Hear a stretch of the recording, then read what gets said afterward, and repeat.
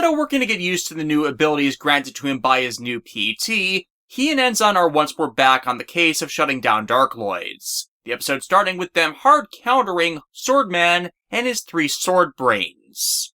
I mean, he is a Santorio user, as they try to attack a fuel storage facility off of an airport, which quickly transitions to a battle in the real world where the powered-up cross-fusion Netto and Rockman make quick work of him once again. However, as Netto's giddy over the prospects his new device has for getting them ahead, and he's not even tapped the full power of them effectively yet, something both Netto and Enzan say and admit to, well, the episode is once again trying to sell Netto as getting too big for his britches, when he's really not acting it. Hell, he thanks Enzan for his assistance in utilizing the battleship gate to send him support ships, which he didn't have the time to load with Swordman attacking them. And it's not even in a thanks for helping show off how great I am kind of way. Netto legitimately is just happy to be back in the game and able to help people. That's not arrogance. Is he being a bit overbearing? Yes, but he's not taking all the credit for himself, which would require a popping of an ego. If anything, Enzan's the one who seems to have the problem, tied back to how he's stuck on the sidelines being support instead of an active fighter, and it's him that has the issue. But instead, Enzan calls in Raul. I'm actually very thankful that translation notice here, as that is context not everyone would get with that analogy, and wasn't something that would translate. For everyone that hates when translators' notes would show up in fan subs and some official subtitles, well, this is the kind of thing they're supposed to be used for. Still, I have to say once more, taking pride in one's work is not a bad thing, and as this is the second episode about Netto somehow being depicted as arrogant and them needing to pop the bubble, well, again, I don't see it, and Netto still isn't showing the signs of being a self-aggrandizing, egotistical asshole. Overconfident, yes, I will agree to that. But as I've said before with how modestly the kid normally acts when he's being characterized correctly, is there that much wrong with taking a bit of pride in one doing well, as long as its success is addressed to the right source? After all, it's not like Netto ever went and said it's him that's responsible and no one else. Is he being sloppy by that over-reliance? Again, not really in this case, just giddy over a new asset.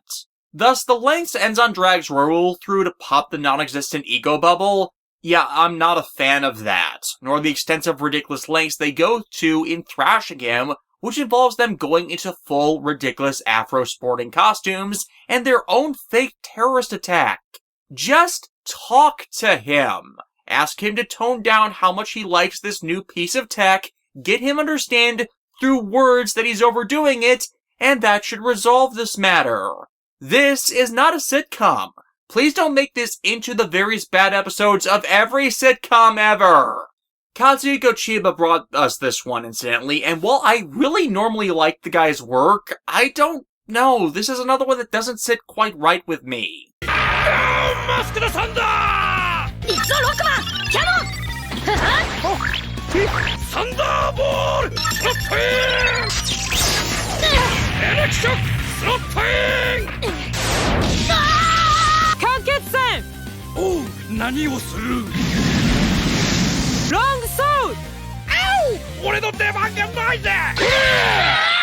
But if you think Netto's taking this lying down, yeah, they've seriously misjudged him, as Netto starts pulling out the soul unisons we've not seen in quite a while. It's almost like most of the writers we've had to deal with don't like showing them off despite the utility in battle they afford.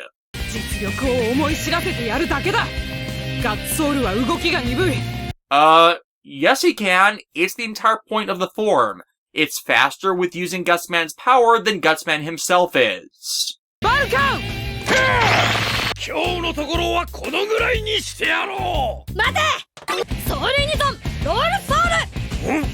Yeah, this back and forth goes on for a while. And it's more and more shown that, yeah, it's Enzan that has the problem. He can't take being upstaged by Netto as he has been. And in the face of Netto's persistence against failure, well, Enzan's not getting the humiliation he wanted Netto to face, which this really is, as opposed to teaching Netto anything. It really does seem like it's about Enzan's ego being hurt, and not Netto's. But But Enzan's whole deal here leaves them at a disadvantage when Swordman goes back to his last attack site, as the prior back and forth has resultantly exhausted too much of their resources, which risks everyone's safety. And again, this isn't on Netto for his stubbornness in burning through his battle chips in the battle they were in. Them making believe their assaulter was a Dark Lloyd put him in the mindset of, we have to beat them or else worse things will happen, which is the right mindset to have. He's being serious and taking these matters seriously all this time. No arrogance involved. But Enzan, of course, doesn't get this, instead making it seem like them stretching this all out was the problem, and causes them, while still in disguise, to go strike Swordman themselves to make up for their loss in capability to respond.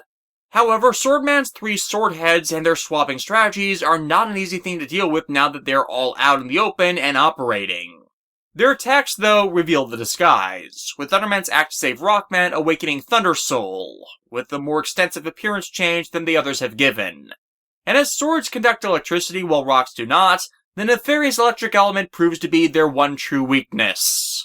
But getting the soul gives up who's in disguise and failing to teach an Aesop, because it really wasn't needed. Enzan just needed to tell Netto how his joy was making Enzan feel. And that would have resolved this without any of the hoops they went through. With this, Raoul returns home, while they're put back to work fighting Nebula. The wrap-up. We've got I've Got Soul for the acquisition of Thunder Soul. We have No Moral Theater for the unintended lesson about egos that backfired in Enzan's face. We have The Weapon Wields You for Swordman and his swappable strategic sword brains. This one is half and half on quality. On one hand, this is a bad sitcom plot any way around, with Enzan being the one with the problem, and Netto being oblivious to it as it isn't his fault. And the entire conflict caused by no one asking him to tone it down. On the other, it's not really bad in its execution, merely the premise of what gets Enzan to go off on him, and the framing that it's Netto with the problem instead of Enzan. At worst, Netto not realizing what's going on with the two in disguise is as dumb as he gets. And as he never gets close to them, this isn't the worst case on that, as in the distance with someone disguised, you're not going to make out all the details of people you know.